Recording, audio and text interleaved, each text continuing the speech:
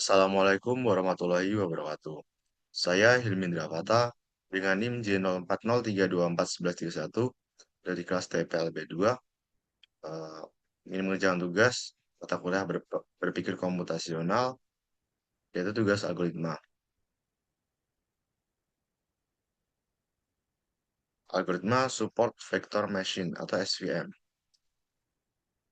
Definisi. Support Vector Machine SVM adalah algoritma pembelajaran mesin yang digunakan untuk klasifikasi dan regresi. SVM bekerja dengan cara menemukan hyperplan terbaik yang memisahkan data dalam ruang multidimensi. SVM sering digunakan untuk masalah klasifikasi biner, di mana data dibagi menjadi dua kategori.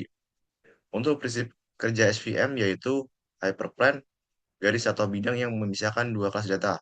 Yang kedua yaitu support vectors, yaitu titik dua yang paling dekat dengan hyperplan yang digunakan untuk menentukan posisi dan orientasi hyperplan. Yang ketiga yaitu SVM bertujuan untuk memaksimalkan margin antara dua kelas data yaitu jarak antara hyperplan dan support vectors. Yang terakhir yaitu jika data tidak dapat dipisahkan secara linear, SVM menggunakan kernel trick untuk mentransformasikan data ke dalam ruang dimensi yang lebih tinggi. Jenis-jenis kernel dalam SVM. Yang pertama yaitu linear kernel. Gunakan ketika data dapat dipisahkan secara linear. Yang kedua, polinomial kernel. Digunakan ketika data tidak dapat dipisahkan secara linear tapi dapat dipecahkan dengan transformasi polinomial. Yang ketiga yaitu radial basis function RBF kernel.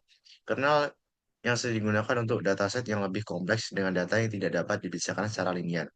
Yang terakhir yaitu sigmoid kernel. Digunakan dalam beberapa kasus meskipun jarang digunakan dibandingkan kernel lainnya.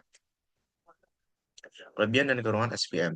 Kelebihannya yaitu efektif dalam aliminasi tinggi, banyak fitur, kemudian bekerja dengan baik untuk masalah klasifikasi biner yang kompleks, kemudian menggunakan kernel untuk menangani data yang linear.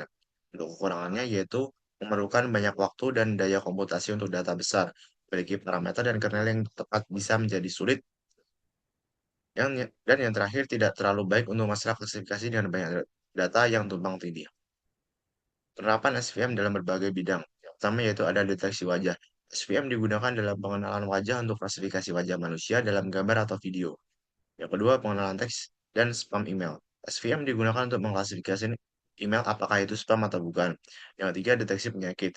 Dalam bidang medis, SVM digunakan untuk mengidentifikasi penyakit seperti kanker berdasarkan data medis.